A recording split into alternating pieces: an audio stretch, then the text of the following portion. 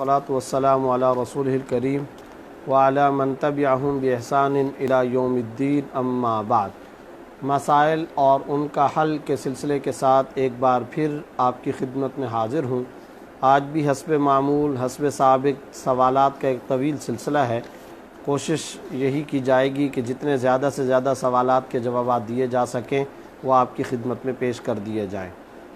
ایک سوال عمر اقبال صاحب نے یہ کیا ہے کہ میں نے سنا ہے اور کسی ان کے انکل نے ایک حدیث کا بھی حوالہ دیا ہے کہ ماں باپ کی اجازت کے بغیر نکاح نہیں ہوتا، کیا یہ صحیح ہے یا نہیں؟ عمر اقبال صاحب نے جس حدیث کا حوالہ دیا ہے وہ حدیث کئی کتب کے اندر موجود ہے، جس کے الفاظ کم و بیش اس طرح سے مختلف روایات کے اندر موجود ہیں کہ ایما امرأہ نکحت بلا اذن ولیہا فنکاحها باطل باطل باطل او کما جاء فی الحدیث۔ آپ صلی اللہ علیہ وسلم اس حدیث کے اندر یہ بات ارشاد فرما رہے ہیں کہ ہر وہ عورت جو اپنے ولی کی اجازت کے بغیر نکاح کر لیتی ہے اس کا نکاح باطل ہے۔ یہ حدیث حضرات محدثین کرام، حضرات فقہائے کرام نے اپنے سامنے رکھی، اور دیگر کئی ساری احادیث جن احادیث سے یہ بات معلوم ہوتی ہے کہ ایک عاقلہ ایک بالغہ لڑکی کو اپنے نکاح اور اپنی پسند کا اختیار شرعی حاصل ہے، ان تمام احادیث کو سامنے رکھ کر، مجموعہ احادیث کو سامنے رکھ کر حضرات فقہائے کرام خصوصاً فقہائے حنفیہ نے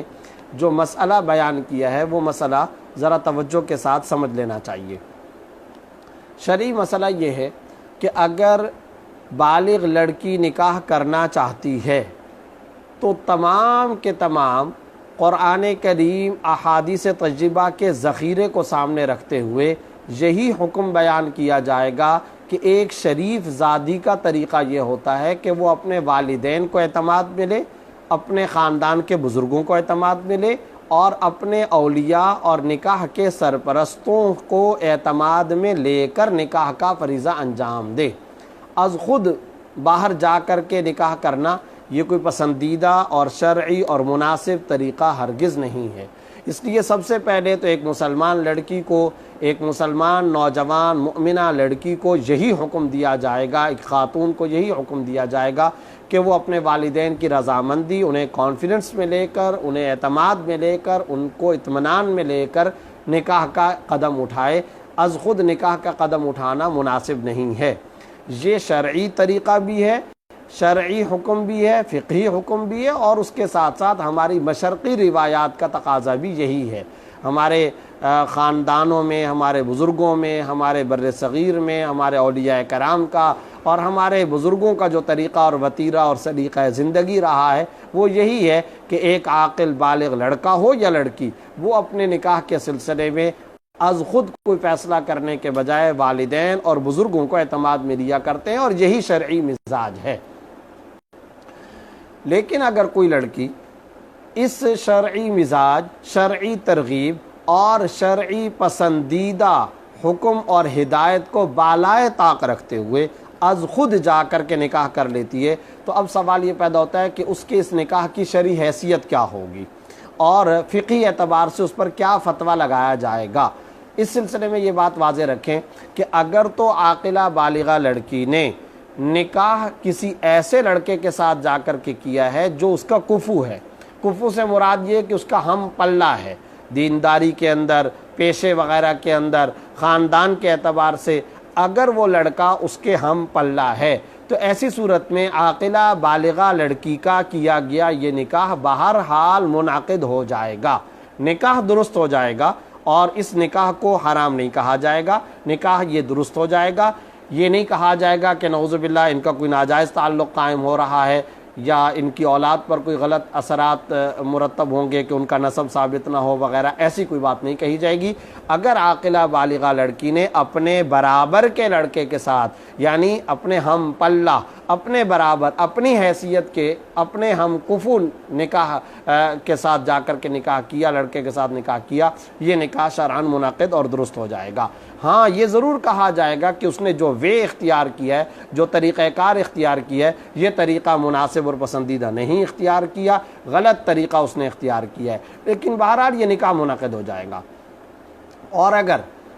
عاقلہ بالغہ لڑکی نے اپنے کفو اور اپنے ہم پلہ لڑکے کے ساتھ جا کر کے نکاح نہیں کیا، فرض کریں کہ اللہ بچائے ایک شریف زادی تھی اور اچھے خاندان سے تعلق رکھنے والی لڑکی ہے، اور اس نے جا کر کسی ایسے آدمی کے ساتھ جا کر کے نکاح کر لیا جو منشیات کا عادی ہے، گرے پڑے کام کرنے کا عادی ہے، اور معاشرے کے اندر انتہائی بدنام ہے اور غلط کار مشہور و معروف ہے، کسی ایسے آدمی کے ساتھ جا کر کے ایسے لڑکے کے ساتھ جا کر کے نکاح کر لیا، تو ایسی صورت میں یہ نکاح اس لڑکی کے والد کی اجازت پر موقوف رہے گا۔ جب والد کو پتہ چلے، اگر والد اجازت دے دے گا تو یہ نکاح ہوگا، اور اگر والد اجازت نہیں دے گا تو پھر ایسی صورت میں یہ نکاح باطل ہوگا اور یہ نکاح درست نہیں ہوگا۔ یہ ہے شرعی مسئلہ، اور اس مسئلے کو سمجھ لینا چاہیے۔ تمام احادیث کے مجموعے کو سامنے رکھتے ہوئے حضرات فقہاء حنفیہ نے یہی بات بیان کی ہے، اگر اپنے ہم کفو ہم پلہ لڑکے کے ساتھ نکاح کیا تو یہ نکاح منعقد ہو جائے گا، غیر کفو کے اندر اگر نکاح کیا تو پھر والد اگر اجازت دے، والد کی رضامندی شامل ہوگی تو یہ نکاح منعقد ہوگا، والد کی رضامندی کے بغیر یہ نکاح منعقد نہیں ہوگا۔ راحیل خان صاحب نے یہ سوال پوچھا ہے کہ امانت کی چیز کو استعمال کرنا جائز ہے جبکہ استعمال سے اس میں کسی طرح کی کوئی کمی نہیں آتی، اور نہ تو ویلیو میں اور نہ اس چیز کے اندر، تو کیا ایسا کرنا جائز ہے یا نہیں؟ اس کا جواب یہ ہے کہ دیکھیں، امانت جب آپ خود ہی یہ لفظ استعمال کر رہے ہیں کہ وہ امانت ہے، تو واٹ از دا میننگ امانت کا کیا مفہوم ہے؟ امانت کا مفہوم یہ جوں کی توں آپ کے پاس برقرار رہنی چاہیے، اس میں کسی قسم کا کوئی تصرف نہ کیا جائے۔ چنانچہ فقہ المعاملات کے اندر حضرات فقہاء کرام نے اس بات کی بھی وضاحت اور صراحت کر رکھی ہے کہ اگرچہ اس چیز کے استعمال سے اس چیز کے اندر کسی قسم کی کوئی کمی نہیں پیش آ رہی، اس چیز کے اندر کسی قسم کی کوئی ویلیو کے اندر کمی نہیں پیش آ رہی، لیکن اس کے باوجود جب وہ امانت کے طور پہ رکھوائی گئی ہے تو پھر ایسی صورت میں یاد رکھنا چاہیے آپ اس کو کسی قسم کے استعمال میں نہیں لا سکتے، ذاتی تصرف کرنا، ذاتی استعمال میں لانا جائز نہیں ہے۔ ہاں اگر آپ اس آدمی سے جس نے آپ کے پاس امانت کے طور پر یہ چیز رکھوائی ہے، اگر آپ اجازت لے لیتے ہیں تو پھر تو یہ عاریت کے اندر تبدیل ہو جائے گی، اجازت سے آپ استعمال کر سکتے ہیں، بغیر اجازت کے اگر اس نے صرف اور صرف امانت کے طور پر یہ چیز رکھوائی ہے تو آپ اسے استعمال نہیں کر سکتے، اس کے استعمال سے احتراز کرنا لازم ہے۔ امجد شہزاد صاحب نے یہ سوال پوچھا ہے کہ کان میں پانی جانے سے روزے پر اثر تو نہیں پڑتا، یا کان میں دوائی ڈالنے سے روزے پر اثر پڑتا ہے یا نہیں؟ تو اس کا جواب یہ ہے کہ دیکھیں، کان میں دوائی ڈالنے سے روزہ نہیں ٹوٹتا، ایک مسئلہ تو یہ سمجھ لیں۔ دوسری بات یہ کہ اگر کان کے اندر پانی خود بخود چلا گیا یا قصدن ڈالا گیا ہے، جان بوجھ کر کے کان کے اندر پانی ڈالا گیا ہے، تو اس سے روزہ تو فاسد نہیں ہوگا۔ البتہ بعض حضرات فقہاء کرام نے یہ کہا کہ اگر جان بوجھ کر کان کے اندر پانی قصدن داخل کیا گیا تو احتیاطاً روزے کی قضا کر لینا بہتر ہے۔ یہ بعض حضرات فقہاء نے بہتر کی بات کہی ہے اور احتیاط کی بات کہی ہے۔ جہاں تک اصولی مسئلے کا تعلق ہے، وہ اصولی مسئلہ یہی ہے کہ کان میں پانی ڈالنے، کان میں پانی داخل ہونے یا کان میں پانی جانے یا دوائی جانے سے روزہ فاسد نہیں ہوتا۔ تنویر صاحب نے یہ مسئلہ پوچھا ہے کہ زکوٰۃ کے نصاب میں چاندی کو معیار بنایا گیا ہے، سونے کو نہیں، اس کی کیا وجہ ہے؟ عام طور پر علماء اس کو انفع للفقراء بتاتے ہیں، جبکہ آج کل چاندی کے حساب سے تقریباً 35,000 روپیہ نصاب بنتا ہے جو ہر کسی کے پاس ہوتے ہیں۔ غریب لوگوں پر بھی زکوٰۃ آ جاتی ہے جن کا کوئی ذریعہ آمدنی نہیں ہوتا۔ دیکھیں بات یہ ہے، چاندی کو معیار بنایا جانا اور سونے کو معیار نہ بنایا جانا، ظاہر ہے کہ اس کی کچھ شرعی حدود ہیں کہ کون سی صورت میں چاندی کو معیار نصاب بنایا جائے گا۔ وہ جو سوال کرنے والے صاحب ہیں، چونکہ بظاہر لگتا ہے کہ وہ اہل علم ہیں، تو وہ یہ بات خود سمجھتے ہیں کہ چاندی کو معیار نصاب تب بنایا جاتا ہے جب سونا چاندی دونوں جمع ہو، یا چاندی نقد رقم یا مال تجارت ہو، یا صرف اور صرف رقم ہو یا مال تجارت ہو۔ تو رقم کے اندر بھی، مال تجارت کے اندر بھی معیار سونا نہیں ہے، چاندی ہے۔ اصل بات یہ ہے کہ اس سونے اور چاندی کے کی قیمتوں پر کئی ارتقائی ادوار گزرے ہیں، اس پہ تدریجی طور پر کئی سارے ادوار گزرے ہیں ہسٹری اور تاریخ کے اعتبار سے۔ رسول اللہ صلی اللہ علیہ وسلم کے مبارک زمانے کے اندر چاندی اور سونے کی قیمت میں اس طرح کا تفاوت اور فرق نہیں تھا جس قدر آج کل ہے، یعنی بہت بڑا تفاوت۔ آپ صلی اللہ علیہ وسلم کے زمانے کے اندر تقریباً 7.5 تولہ سونا اور 52.5 تولہ چاندی یہ تقریباً برابر ہوا کرتا تھا۔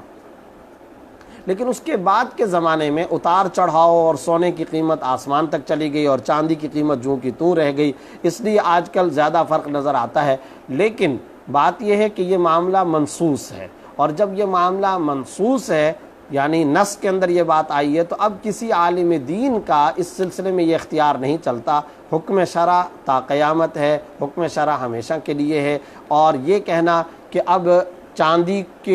کو معیار نصاب سے ہٹا کر سونے کو معیار نصاب بنا لیا جائے، یہ بڑی جرت کی بات ہے، اور یہ بہت خطرناک معاملہ بھی اس سلسلے میں ہو سکتا ہے، نص کے خلاف یہ معاملہ جا سکتا ہے۔ پھر دوسری بات یہ ہے کہ آج تو یہ قیمت ہے، کل کو کیا قیمت ہونے والی ہے، کل کو ان کے نصابوں کے اندر کیا فرق ہوگا، تو ان سب باتوں کو سامنے رکھنا چاہیے۔ اور یہ بات کہ انفع للفقراء ہے، یہ بات درست ہے، یہ بات درست ہے۔ اگر آپ 7.5 تولہ سونے کو ہی معیار بنائیں گے تو پھر تو ظاہر ہے کہ فقراء کو بہت کم مقدار کے اندر جا کر کے زکوٰۃ کا مجموعہ ملے گا، بہت کم لوگوں پر زکوٰۃ آئے گی۔ تو اس لیے معاملہ یہ ہے کہ چاندی ہی کو معیار نصاب بنانا چاہیے، اس لیے کہ اس سے زیادہ تر مستحقین کی ضرورت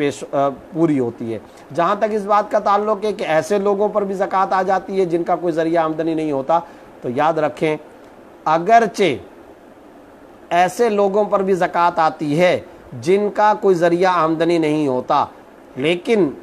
52.5 تولہ چاندی کی مالیت تو ان کے پاس موجود ہے، 35,000 سم تھنگ کچھ رقم یہ تو ان کے پاس موجود ہے۔ یاد رکھیں زکوٰۃ کے مستحق اس سے بھی کم تر لوگ ہیں، وہ لوگ جو پلوں کے نیچے زندگیاں گزار رہے ہیں، وہ خواتین جو بھوک کے ہاتھوں خودکشیوں پر مجبور ہو چکی ہیں، وہ عورتیں جو اپنے بچوں کو لے کر نہروں کے اندر اور پانیوں کے اندر جا کر کے ڈوب جایا کرتی ہیں، وہ لوگ جو بھوک کی وجہ سے، فقر و فاقہ کی وجہ سے گھر کے اندر شام کو نانے شبینہ کے محتاج ہوتے ہیں، جنہیں نانے جوینہ تک نہیں ملتا، وہ کہ جو راشن، روٹی، پانی تک کے اس طرح کے محتاج ہوتے ہیں جن کے پاس کچھ بھی نہیں ہے، زکوٰۃ کے مستحق ایسے مستحقین، ایسے نادار، ایسے فقراء ہیں۔ تو اس لیے انفع للفقراء کا جو ریزن ہے یہ کوئی معمولی ریزن نہیں ہے، غور کریں گے تو یہ بہت بڑا ریزن ہے، بہت اہم سبب ہے۔ پھر ساتھ ساتھ بات یہ ہے، یہ بھی تو ذہن کے اندر رکھنا چاہیے، اگر بہت سارے پہلو ہیں، یہ ایک علمی بحث ہے، میں اس وقت اس تمام علمی بحث کے تمام پہلوؤں کا احاطہ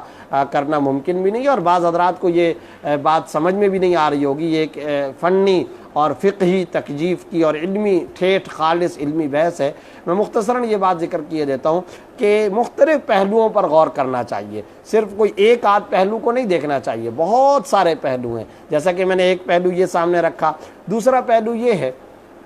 کہ اگر چاندی کو معیار نصاب مقرر کیا بھی گیا ہے تو ذرا یہ بتائیے کہ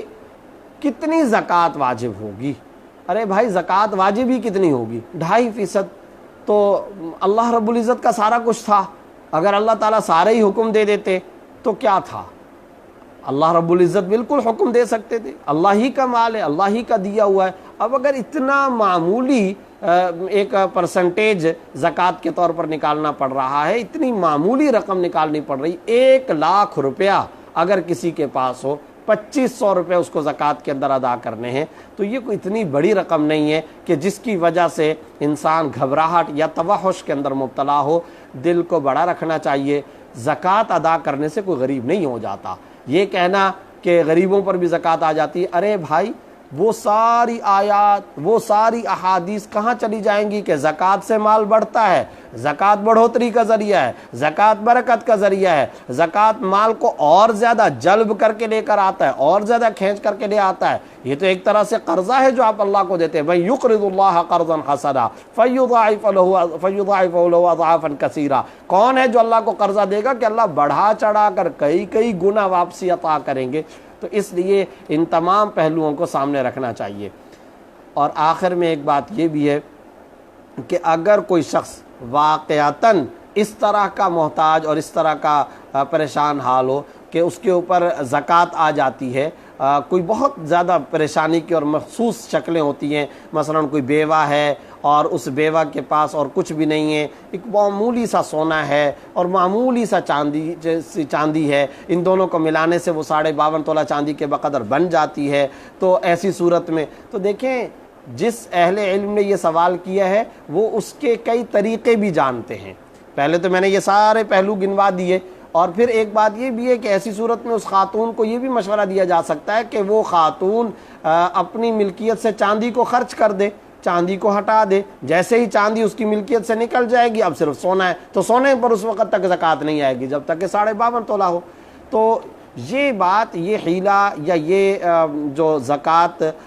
سے بچاؤ کی جو بات ہے یہ عام نہیں کی جاتی ہے، اور نہ یہ عام طور پر ذکر کی جا سکتی ہے، کیونکہ انہ علیم بذات الصدور، اللہ تعالیٰ تو دلوں کے احوال جانتا ہے۔ ہاں جہاں کوئی فقیہ، جہاں کوئی مفتی، جہاں کوئی مستند اور اتھینٹک عالم دین یہ بات سمجھتا ہو کہ کوئی مخصوص سچویشن ہے، کوئی مخصوص حالت ہے جس میں کہ کوئی خاتون ہے اور وہ بیوہ ہو گئی اور اس کے پاس کچھ بھی نہیں ہے اور اس کے پاس کچھ معمولی سا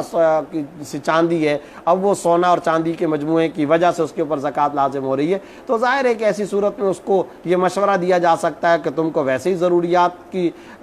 کافی ساری اشیاء کی ضرورت ہوتی ہے، تو یہ چاندی اپنی ملکیت سے نکال دو۔ جب وہ چاندی نکال لے گی تو چاندی کا اپنی ملکیت سے خارج کر دینا اب وہ زکوٰۃ کے فریضے سے سبکدوش ہو جائے گی۔ تو یہ اہل علم جنہوں نے یہ سوال کیا وہ اس بات کو جانتے اور سمجھتے ہیں۔ بہرحال یہ ایک علمی اور فقہی اور فنی بحث ہے، میں اس کے تمام پہلوؤں کو اس فورم پر انڈر ڈیبیٹ نہیں کر سکتا ہوں، اس کے لیے علیحدہ کئی سارے فورمز ہیں، دارالافتاء کے اندر آ کر یا کچھ تحقیقی مقالات کو سامنے رکھتے ہوئے اس کے اوپر علیحدہ سے بحث کی جا سکتی ہے۔ خلاصہ کلام یہ ہے کہ جب سونا چاندی کا مجموعہ ہو یا مال تجارت یا رقم تو معیار چاندی ہی کا نصاب ہوگا، سونے کو معیار نہیں بنایا جائے گا۔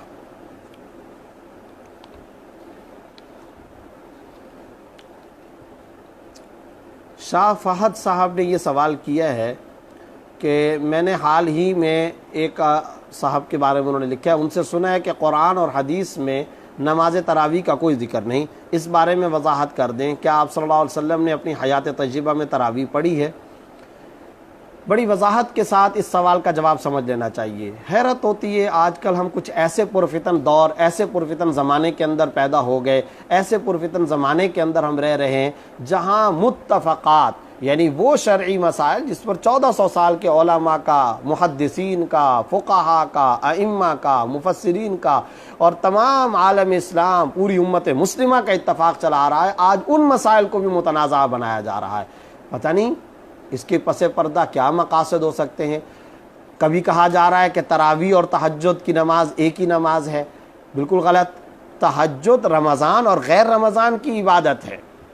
ہر وقت، ہر حالت، یعنی ہر موسم، چاہے رمضان کا موسم اور رمضان کا مہینہ ہو اور چاہے غیر رمضان کا مہینہ ہو، تہجد تو ہر وقت کی عبادت ہے، ہر دن کی عبادت ہے، نفل عبادت ہے، 2 رکعتیں بھی ہیں، 4 بھی ہیں، 6 بھی ہیں، 8 بھی ہیں، 11 12 تک کی رکعتیں ثابت ہیں، اور حضرات فقہاء نے زیادہ تر اس کے اندر ترجیح 8 کو دی ہے کہ 8 رکعت تہجد کی نماز ادا کرنی چاہیے۔ تہجد کی نماز الگ ہے، وہ رمضان اور غیر رمضان کی عبادت ہے۔ جہاں تک تراویح کا تعلق ہے وہ صرف اور صرف رمضان کی عبادت ہے، اور کئی احادیث کے اندر رمضان کے اندر تراویح ادا کرنے کا تذکرہ موجود ہے، اگرچہ اس حدیث کے اندر باقاعدہ تا، را، الف، واو یا ہا تراویح کا لفظ موجود نہ ہو، قیام اللیل کا لفظ موجود ہو، یا جیسا کہ حضرت عرباض بن ساریہ رضی اللہ تعالیٰ عنہ کی روایت ہے، اور یہ روایت ابو داؤد کے اندر ہے، ترمذی کے اندر ہے، ابن ماجہ کے اندر ہے، مسند احمد کے اندر ہے، کئی کتب صحاح کے اندر ہے، صلی بنا رسول اللہ صلی اللہ علیہ وسلم ثم اقبل علینا بوجہہ۔ اب آپ صلی اللہ علیہ وسلم کے بارے میں حضرت عرباض بن ساریہ فرما رہے ہیں کہ آپ صلی اللہ علیہ وسلم نے ہمیں نماز پڑھائی۔ اسی طرح حضرات شراح اور حضرات محدثین کرام نے مجموعہ احادیث کو سامنے رکھتے ہوئے یہ بات بالکل وضاحت کے ساتھ ذکر کی ہے کہ آپ صلی اللہ علیہ وسلم خرج لیلۃ فی شہر رمضان फसल्ला बिना रसूलुल्लाह सल्लल्लाहु अलैहि वसल्लम, आप सल्लल्लाहु अलैहि वसल्लम रमज़ान की एक रात में बाहर तशरीफ़ लाए और हमें आप सल्लल्लाहु अलैहि वसल्लम ने नमाज़ पढ़ाई। और साहिब फतुल क़दीर और कई सारे फ़ुक़हा बल्कि कई सारे हज़रात शुर्राह ने ये अल्फाज बयान किए, फसल्ला बिना 20 रका, आप सल्लल्लाहु अलैहि वसल्लम ने 20 रकातें आकर के पढ़ाई। ये एक दिन की बात। सुम्मा खराजत सानिया,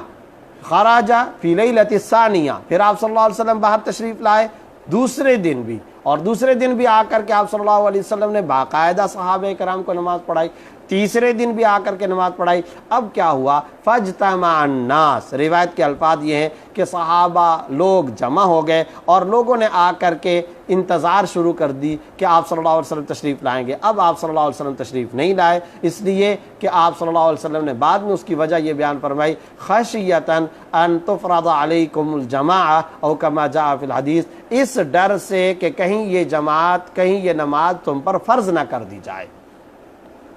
इसीलिए आज तमाम फ़ुक़हा का ये कौल है कि तरावी फ़र्ज़ नहीं है, तरावी वाजिब नहीं है, तरावी एक सुन्नत है, सुन्नत मुअक्कदा, सुन्नत सलात है। तो आप सल्लल्लाहु अलैहि वसल्लम ने इसकी बाकायदा जमात कराई। और बाद में ये हुआ कि सहाबे कराम ने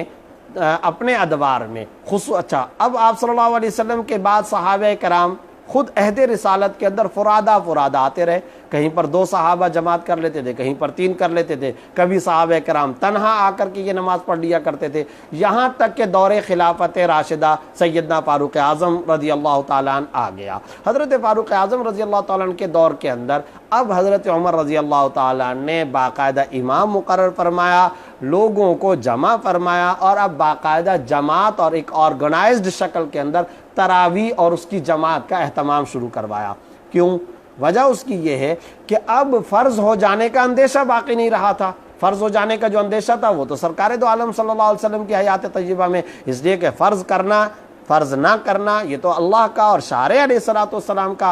हक़ और मनसब था। तो शारे अलैहिस्सलातु वस्सलाम अब दुनिया से तशरीफ़ ले गए थे। अब हज़रत फ़ारूक आज़म रज़ी अल्लाह ताला अन्हु अगर जमात को ऑर्गेनाइज़ करवाएंगे भी और जमात को हज़रत उबई इब्न काब रज़ी अल्लाह ताला अन्हु पर मुकर्रर करवा भी दिया, इमाम मुकर्रर करवा के, तो अब ज़ाहिर है कि उसके फ़र्ज़ होने का कोई ख़तरा और अंदेशा बाकी नहीं रहा था। और जब उसके फ़र्ज़ होने का कोई ख़तरा और अंदेशा बाकी नहीं रहा था, हज़रत उमर रज़ी अल्लाह ताला ने बाकायदा इस तरह ऑर्गेनाइज्ड शक्ल के अंदर जमात तरावी को मुकर्रर फरमाया। और फिर इसी तरीक़े पर दीगर तमाम सहाबा का भी इत्तफ़ाक़ हो गया। अब तरावी को और तहज्जुद को एक कहने वाले से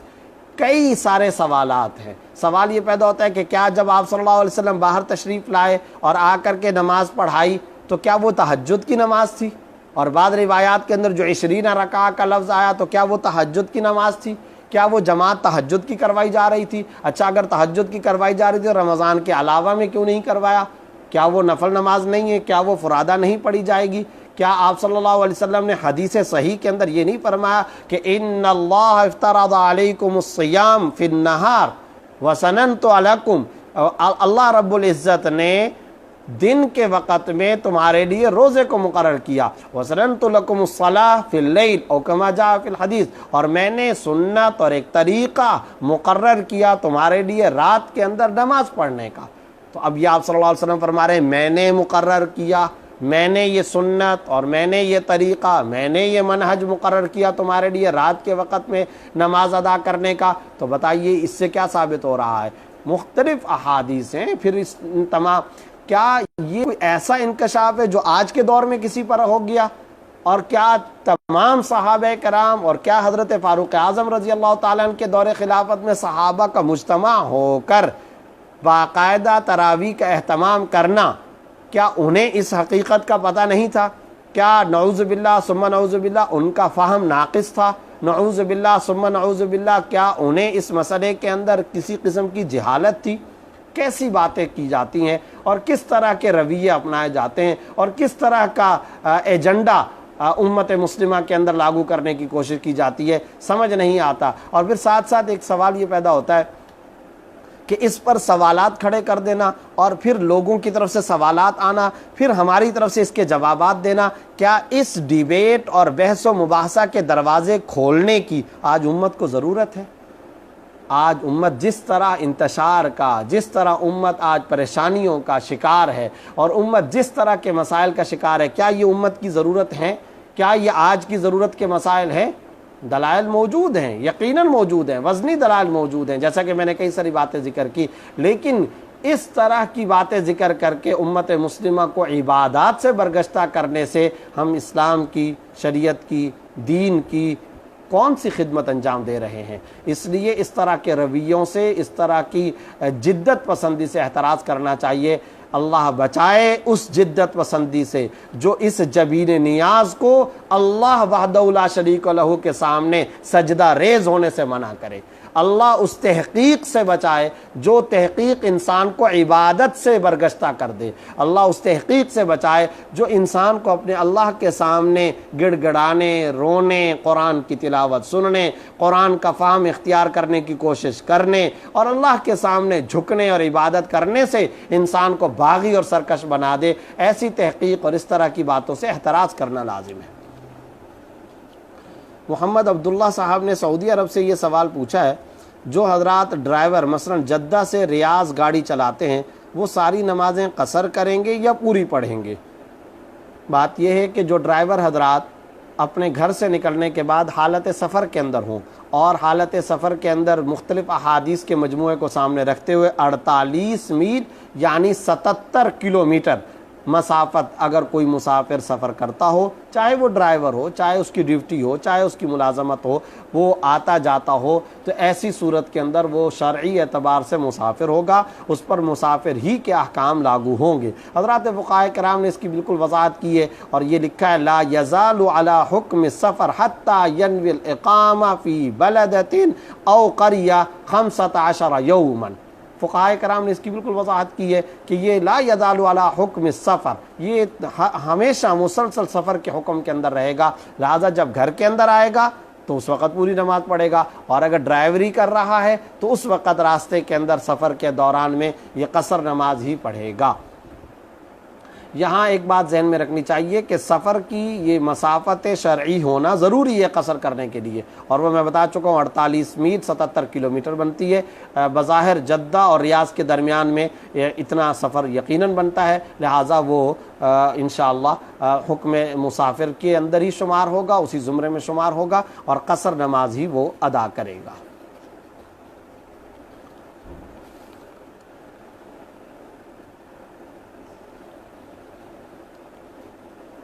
ایک سوال ربعہ پراچا صاحبہ نے یہ پوچھا ہے کہ کیا کوئی لڑکی اپنے آئیبرو بنوا سکتی ہے اپنے شوہر کے لیے، اور اس کا گناہ کس کو ہوگا؟ دیکھیں، خواتین کے لیے اپنے بھووں کو بنانا، آئیبروز کو بنوانا، اس سلسلے میں شرعی حکم یہ ہے کہ جس طرح ہمارے معاشرے کے اندر بیوٹی پارلرز کے اندر جا کر کے یا زیب و زینت کے لیے دائیں بائیں اوپر نیچے سے کٹوا کر باریک سی لکیر بنا دیا کرتی ہیں خواتین، یہ تو شرعاً بالکل ناجائز ہے۔ اور ایک بات ذہن میں رکھنی چاہیے، صحیح مسلم کی احادیث کے اندر لعن اللہ الواصلہ والمستوصلہ والواشمہ والمستوشمہ او کما جاء فی الحدیث، اور دیگر کئی احادیث کے اندر لعنت آئی ہے۔ کبیرہ گناہ ہے، ناجائز ہے، حرام ہے۔ اور اس طرح اپنے بالوں کو، بھووں کو بنوانا کہ سرمے کی لکیر کی طرح وہ ایک لکیر سی بن جائیں اور اس کو کٹوا دیں محض زیب و زینت اور فیشن کے لیے، یہ شرعاً ناجائز ہے، اس سے خواتین کو احتراز کرنا لازم ہے۔ ایک اور صورت ہوتی ہے، بعض خواتین ایسی ہوتی ہیں کہ جن کی بھویں معتاد بناوٹ سے، معتاد صنعت و بناوٹ اور ہیئت سے بہت زیادہ بھدا پن اختیار کر لیتی ہیں، یعنی بہت زیادہ بھویں ہو گئیں، اوپر نیچے بال، جس کی بعض اوقات یہ صورت ہوتی ہے کہ آنکھوں تک وہ بال آ رہے ہیں اور ہوا سے وہ اڑ رہے ہیں، اوپر کی طرف جا رہے ہیں، نیچے کی، اس طرح کی اگر کوئی بھدا پن پیدا ہو جائے، معتاد بناوٹ، معتاد سے مراد، معتاد کا جو لفظ میں استعمال کر رہا ہوں یعنی عام طور پر خواتین کی جو بھویں ہوتی ہیں اس سے بہت زیادہ بڑھی ہوئی کوئی بھویں ہوں، تو ایسی صورت میں حضرات فقہائے کرام کی طرف سے اس بات کی اجازت ہے کہ ان کو کاٹ کر معتدل بنا لیا جائے، یعنی ان بھووں کو کاٹ کر کے اگر معتدل بنا لیا جائے تو اس کی شرعاً گنجائش ہے، وہ کر سکتی ہیں۔ لیکن جس طرح فیشن اور جس طرح آج کل بیوٹی پارلرز کے اندر باقاعدہ جا کر کے بلا ضرورت اس طریقے سے کٹوایا جاتا ہے، جیسا کہ میں نے اس کی سند اور حیات بتائی ہے، یہ شرعاً ناجائز ہے۔ اس طرح کی بناوٹ سے احتراز کرنا شرعاً لازم ہے، ورنہ سخت گناہ کا اندیشہ ہے۔ ایک سوال کسی نے یہ پوچھا کہ اگر میرے دوست زکوٰۃ یا صدقے کی رقم مجھے یہ کہہ کر دے دیں کہ کسی ضرورت مند کو دے دیں، تو کیا میں اپنے بھائی کو جو کہ ضرورت مند ہے دے سکتا ہوں یا نہیں؟ اس کا جواب یہ ہے کہ اگر تو آپ کے دوست نے کوئی ضرورت مند متعین اور فکس نہیں کیا اور یہ کہا ہے کہ کسی ضرورت مند کو یہ زکوٰۃ کی رقم دے دیں، تو پھر ایسی صورت میں آپ کو اختیار ہے، آپ کسی بھی ضرورت مند کو دے سکتے ہیں۔ اگر آپ کا بھائی شرعی تعریف اور ڈیفینیشن کے اعتبار سے، فقہی تعریف کے اعتبار سے مستحق زکوٰۃ ہے، تو پھر آپ بھائی کو بھی دے سکتے ہیں، کسی اور کو بھی دے سکتے ہیں، جو مستحق زکوٰۃ ہوگا آپ اسے زکوٰۃ دے سکتے ہیں۔ البتہ یہ بات ذہن میں رکھنی چاہیے کہ مستحق زکوٰۃ کی جو فقہی تعریف ہے، جو شرعی تعریف ہے، اسے سامنے رکھنا چاہیے۔ یہاں سوال کرنے والے صاحب نے یہ لفظ کہا ہے ضرورت مند، تو ضرورت مند تو بہت سارے لوگ ہوتے ہیں جن کو پیسوں کی ضرورت ہے، ہر ایک کو ضرورت ہے پیسوں کی، محض ضرورت مند ہونا کافی نہیں ہے، بلکہ وہ شرعی تعریف کے اعتبار سے بھی مستحق زکوٰۃ ہو۔ شرعی تعریف کے اعتبار سے مستحق زکوٰۃ کی ڈیفینیشن میں پہلے بھی کئی دفعہ ذکر کر چکا ہوں، ہر وہ مسلمان غیر سید غیر ہاشمی جس کی ملکیت میں 52.5 تولہ چاندی اور 52.5 تولہ چاندی کے بقدر نقد رقم، ضرورت سے زائد ساز و سامان یا اتنی مالیت کا سونا چاندی یا مال تجارت نہ ہو۔ خلاصت اور آسانی کے لیے اگر لفظ سمجھنا چاہیں وہ یہ کہ جس کے پاس 35,557 روپے جو حکومت پاکستان کی طرف سے نصاب کے طور پر مقرر کیا گیا ہے، 35,557 روپے بھی نہ ہوں اور اسی کے بقدر سونا چاندی مال تجارت یا ضرورت سے زائد ساز و سامان بھی نہ ہو اور وہ سید اور ہاشمی بھی نہ ہو، وہ مستحق زکوٰۃ ہے، آپ اس کو زکوٰۃ دے سکتے ہیں۔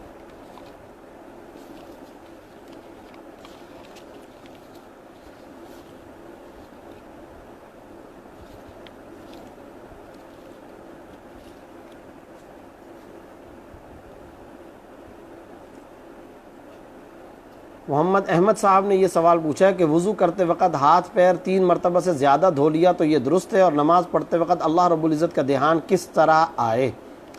دیکھیں بات یہ ہے،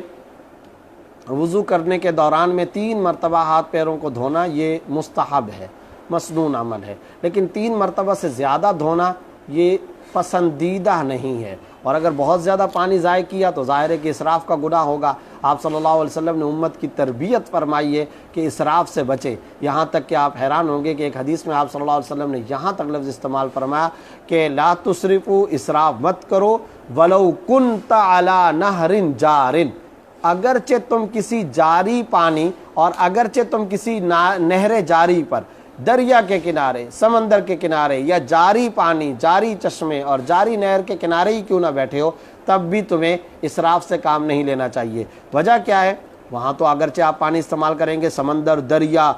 چشمہ، وادی، آبشار، اس کا پانی کوئی کم تو نہیں ہو جائے گا، اس کے پانی میں کوئی نقص یا کمی تو نہیں آ جائے گی۔ صرف اور صرف اس وجہ سے آپ صلی اللہ علیہ وسلم نے یہ حکم دیا کہ اگر وہاں بیٹھ کر تم کثرت کے ساتھ اسراف اور فضول خرچی کے ساتھ پانی کو استعمال کرو گے تو اگرچہ وہاں پر پانی ضائع نہیں ہوگا، وہ پانی دوبارہ اسی کے اندر چلا جائے گا، لیکن اس سے تمہاری عادت بگڑ جائے گی، تمہاری اخلاقیات پر اثر پڑے گا اور تمہاری عادت اس طریقے سے بدل جائے گی، بگڑ جائے گی۔ اس لیے آپ صلی اللہ علیہ وسلم نے اس کی ٹریننگ عطا فرمائی، تربیت فرمائی اور اس کا باقاعدہ حکم ارشاد فرمایا کسی صورت کے اندر بھی اسراف نہ کرے۔ تو اگر 3 مرتبہ سے زیادہ اعضاء کو دھوئے جائے گا تو وہ اسراف کے اندر بھی داخل ہو سکتا ہے۔ بہرحال وضو تو درست ہو جائے گا، اگر کوئی زیادہ مرتبہ میں استعمال کرے گا تو وضو تو درست ہو جائے گا۔ انہوں نے پوچھا کہ یہ درست ہے، یعنی وضو درست ہو جائے گا لیکن پانی زیادہ ضائع کرنے کا گناہ ہوگا، اس لیے پانی ضائع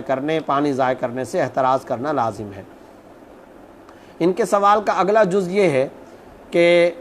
نماز پڑھتے وقت اللہ رب العزت کا دھیان کس طرح آئے؟ دیکھیں آپ صلی اللہ علیہ وسلم نے خود عبادت کے بارے میں یوں الفاظ استعمال فرمائے، ان تعبد اللہ کأنک تراہ، فَإِن لَّمْ تَكُن تَرَاهُ فَإِنَّهُ يَرَاكَ، تم اللہ کی ایسے عبادت کرو جیسا کہ تم اللہ کو دیکھ رہے ہو۔ اور اگر تم یہ تصور نہیں مان سکتے ہو کہ میں اللہ کو دیکھ رہا ہوں، تو کم از کم یہ تصور تو باندھو کہ اللہ مجھے دیکھ رہا ہے۔ میں اس وقت اللہ شہنشاہ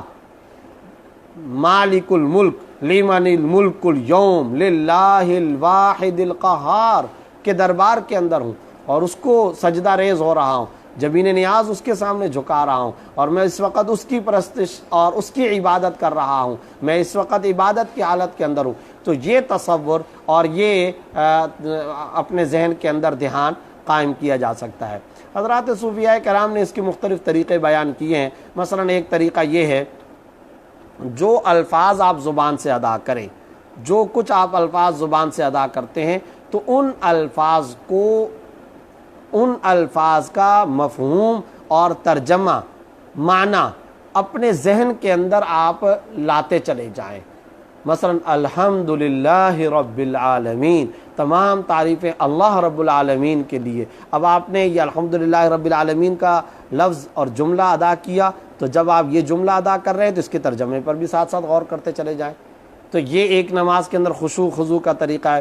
اور اگر یہ طریقہ نہیں قائم کر سکتے، بعض اوقات اس کی وجہ یہ ہوتی ہے کہ ترجمہ نہیں آتا، تو پہلی بات تو یہ کہ ترجمہ سیکھنا چاہیے، قرآن کو سمجھ کر پڑھنا چاہیے۔ قرآن کریم کا ترجمہ، معنی اور مفہوم لازمی پہلی فرصت کے اندر مسلمان کو سمجھنا چاہیے۔ فہم قرآن ایک مسلمان کی بنیادی ضرورت ہے۔ اس کی روحانیت کو پالش کرنے کے لیے، اس کو دین پر استقامت عطا کروانے کے لیے سب سے بہترین نسخہ یہ ہے کہ قرآن کریم کا فہم، قرآن کریم کا معنی، ترجمہ اور تفسیر و تشریح کو سمجھا جائے۔ بعض اوقات اگر کوئی قرآن کریم کا ترجمہ یا الفاظ نماز، جو کچھ وہ نماز کے اندر الفاظ ادا کر رہا ہے، اگر اس کا وہ معنی مفہوم نہیں سمجھتا، تو پھر اس کا ایک طریقہ یہ ہے جو حضرات فقہاء کرام، صوفیاء کرام اور بزرگان دین نے بیان فرمایا کہ جو لفظ آپ زبان سے ادا کرتے ہیں وہ رٹے اور یاد کی بنیاد پر نہ ادا کریں، بلکہ وہ آپ سوچ کی بنیاد پر ادا کریں۔ یعنی آپ ایک ہے کمپیوٹرائزڈ شکل کے اندر نماز ادا کرنا، اللہ بچائے جیسا کہ آج کل ہماری نمازیں کمپیوٹرائزڈ ہو گئی ہیں، دماغ اور ذہن کاروبار کی طرف ہے، دکان، کھیتی باڑی، بزنس، تجارت، کلینک، شاپنگ سینٹر، کچہری، منڈی، دنیا کے کاموں کی طرف ہے، اور بٹن دب گیا اور بس اب ایک کمپیوٹرائزڈ مشین وجود میں آ گئی، وہ شروع میں یہ الفاظ ادا کرتی ہے، پھر وہ مشین جو ہے وہ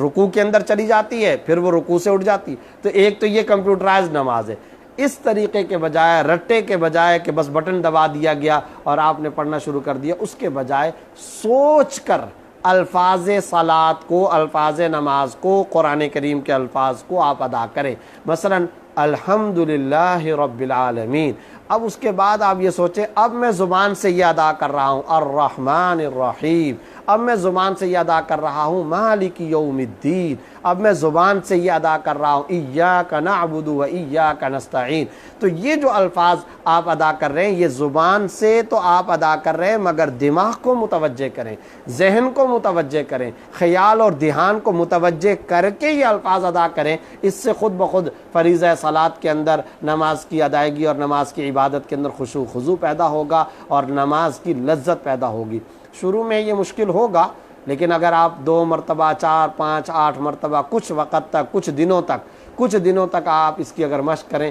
تو ایک وقت آتا ہے کہ پھر آپ جیسے ہی اللہ اکبر کہہ کر کے نماز کے اندر کھڑے ہوتے ہیں، تو خود بخود آپ کا دھیان دنیا داری سے ہٹ کر آپ کا ذہن، آپ کا دل دماغ فوراً نماز کی طرف متوجہ ہو جاتا ہے، عبادت کی طرف متوجہ ہو جاتا ہے۔ یہی مقصود ہے، اسی مقصود کی کوشش کرتے رہنے چاہیے۔ ایک سوال یہ آیا کہ کچھ حفاظ کرام تیز رفتاری میں دوران تراویح قرآن پڑھتے ہیں، حتیٰ کہ الفاظ کا تلفظ اور ادائیگی واضح نہیں ہوتی، ان کے پیچھے تراویح پڑھنا کیسے ہے؟ دیکھیں، بات یہ ہے کہ اگر تو وہ الفاظ صحیح ادا کر رہے ہیں، اگرچہ وہ سمجھ نہ آتے ہوں، تو تراویح تو درست ہو جائے گی۔ تراویح کی جو عبادت ہے، سنت تراویح کی جو نماز ہے، وہ تو بہرحال درست ہو جائے گی، لیکن حفاظ کا اس طریقے سے الفاظ کو کاٹ کر یا بہت زیادہ تیز رفتاری کے ساتھ کہ بس یعلمون تعلمون ہی سمجھ میں آ رہا ہے اور تیز تیز پڑھتے چلے جا رہے ہیں، یہ ہمارے بر صغیر کے اندر بعض حفاظ کرام کا یہ طریقہ ہوتا ہے، یہ بالکل نامناسب طریقہ ہے۔ ایسے حفاظ کرام کی خدمت میں یہ گزارش ہے، قرآن کریم کو صحیح یاد کریں، قرآن کریم کے پڑھنے کا صحیح حق ادا کریں، ورتل القرآن ترتیلا، قرآن کو تجوید، تلفظ، طرز، ترنم کے ساتھ صحیح اور اچھے انداز کے اندر قرآن کریم کو پڑھا جائے جو قرآن کریم کا حق ہے۔ آپ کوئی ضروری نہیں ہے کہ زیادہ مقدار پڑھا کریں، کم مقدار پڑھیں، اور کوئی ضروری نہیں ہے کہ آپ کئی سپارے پڑھیں، روزانہ کا ایک سپارہ پڑھیں، آپ کم مقدار کی تلاوت کریں۔ اور اگر آپ پوری تراویح ایک حافظ قرآن نہیں سنا سکتا، کوئی حرج کی بات نہیں، 2 حافظ قرآن ہو، لیکن ٹھہر ٹھہر کر پڑھنا چاہیے۔ قرآن کریم کو اس انداز کے اندر پڑھنا چاہیے کہ قرآن کے پڑھنے کی لذت، روحانی کشش پیچھے والے افراد بھی، نمازی بھی محسوس کریں، اور آپ بھی قرآن کریم کو پڑھنے کے اندر وہ جو روحانی، جو دینی شرعی لذت ہے، وہ لذت آپ بھی محسوس کریں۔ قرآن کریم کو نعوذ باللہ ثم نعوذ باللہ اس طرح وبال بنا کر، بوجھ سمجھ کر کے آپ ادا کریں کہ بس جلدی سے پڑھ کر کے ہم رکعتیں اور اس کی کوانٹٹی کو پورا کریں، یہ بالکل نامناسب طریقہ ہے۔ قرآن کے پڑھنے کا جو صحیح حق ہے، وہ صحیح حق اسی وقت ادا ہوگا جب آپ ٹھہر کر اور صحیح تجوید و تلفظ کے ساتھ ادا کریں۔ اسما رشید صاحبہ نے یہ پوچھا ہے کہ تراویح کے بارے میں سننے میں آیا ہے کہ 20 پڑھی جائے، تو کیا 20 سے کم ہو جائے پھر کیا حکم ہے؟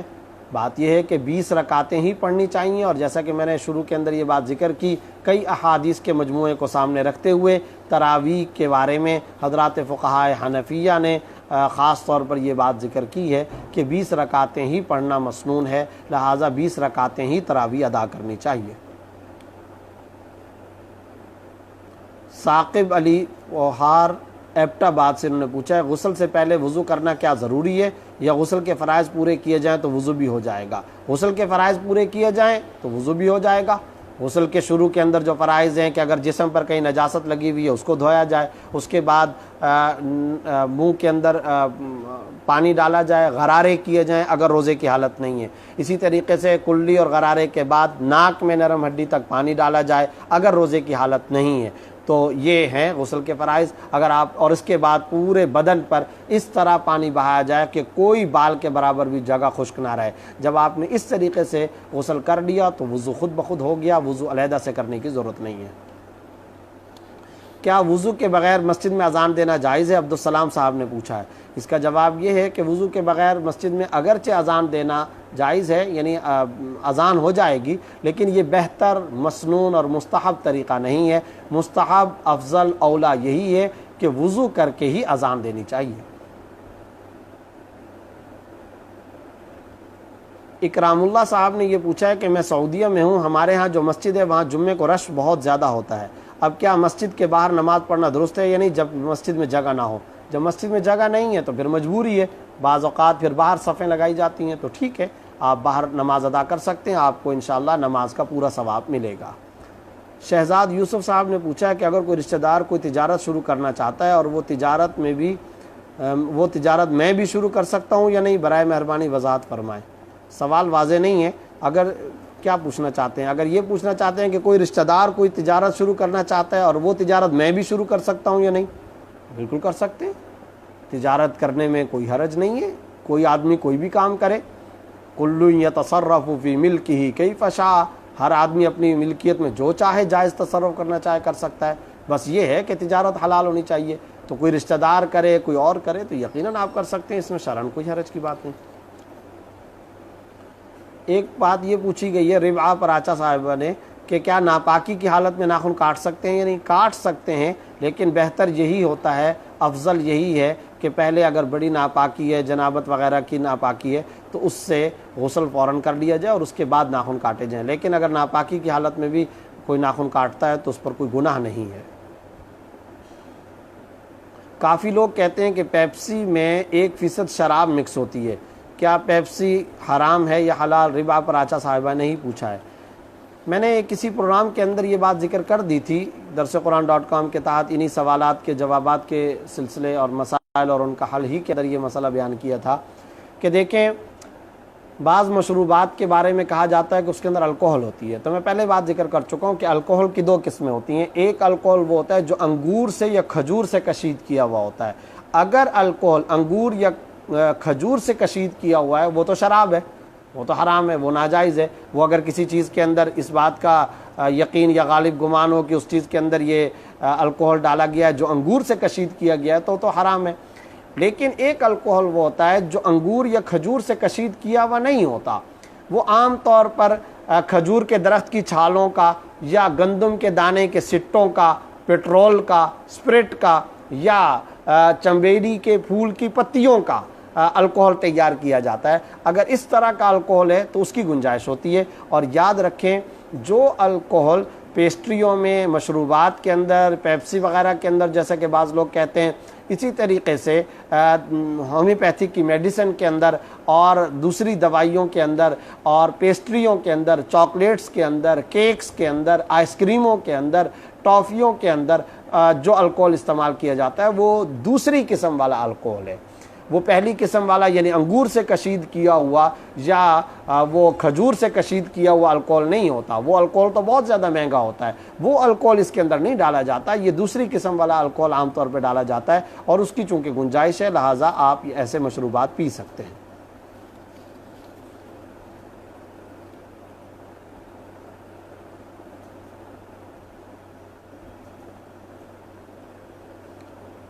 اسما رشید صاحبہ نے کہا ہے کہ میں بیمار عورت ہوں، روزہ رکھتی ہوں تو ٹانگوں میں بہت درد ہوتا ہے، اس لیے میں فدیہ دے دیتی ہوں، کیا کسی غریب کو یہ فدیہ دینا جائز ہے یا روزہ رکھنا پھر بھی ضروری ہے؟ دیکھیں بات یہ ہے، اگر تو کوئی تھوڑی بہت تکلیف ہوتی ہے تو اس تکلیف کو برداشت کرنا چاہیے، اور اگر کبھی آپ محسوس کریں کہ یہ دن بہت زیادہ لمبے ہیں تو ایسی صورت میں معتدل ایام کے اندر، سردی کے چھوٹے دنوں کے اندر آپ روزوں کی قضا رکھ لیا کریں۔ روزے کا فدیہ فوراً دینا ہر آدمی کے لیے یہ جائز نہیں ہوتا۔ یاد رکھیے اصول مسئلہ یہ ہے، فدیہ ہر وہ مریض دے سکتا ہے جو مرض کی شدت کی وجہ سے ابھی بھی روزہ رکھنے کی استطاعت اور حیثیت نہیں رکھتا، اور پھر مستقبل کے اندر بھی مرض سے صحت یاب اور تندرست ہونے کی کوئی توقع اور امید نہیں ہے، ایسا مریض فدیہ دے سکتا ہے۔ اگر کوئی مریض ایسا نہیں ہے، اگرچہ ابھی بیمار ہے، تکلیف ہے، درد ہے، لیکن مستقبل کے اندر روزہ رکھنے کی امید اور استطاعت محسوس ہوتی ہے، تندرستی کا امکان ہے، تو ایسا مریض فدیہ نہیں دے سکتا۔ ایسا مریض بہرحال روزے کی قضا ہی کرے گا اور قضا کرنا ہی لازم ہے۔ اس کے علاوہ اور بھی بہت سارے سوالات ہیں۔ آج کی نشست کا چونکہ وقت ختم ہو گیا، انشاءاللہ کل کی نشست کے اندر بقیہ سوالات کے جوابات پیش کیے جائیں گے۔ تب تک کے لیے اجازت۔ السلام علیکم ورحمۃ اللہ وبرکاتہ۔